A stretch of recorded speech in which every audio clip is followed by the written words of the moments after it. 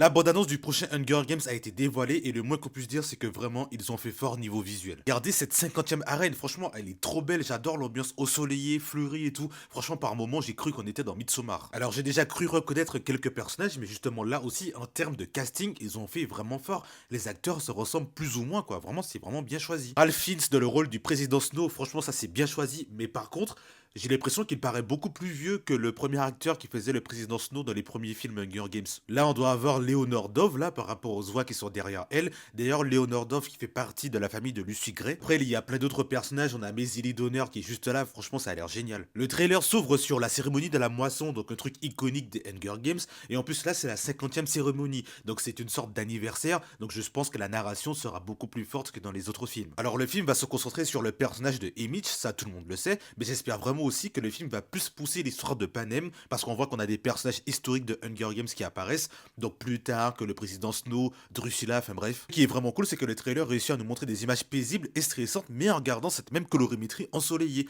On voit des images où Emmett est avec sa copine en train de passer du bon temps, et après on voit des images où le jeu va commencer avec le décompte, et franchement ça c'est super cool. Le seul truc dont j'ai peur, c'est que ce film va traiter des mêmes thèmes qu'on voit dans tous les Hunger Games, et je comprends parce que c'est ce qui fait l'univers. Mais là on aura encore la critique du pouvoir, la critique de la le fait qu'il n'y ait que pas entre l'amitié et la trahison. On aura toujours ces mêmes récits politiques, mais en ayant l'impression qu'on n'avance pas vu que les films se passent dans le passé. Ce que j'espère que le film va faire, c'est étoffer la mythologie de Panem. Ça, ce serait super bien.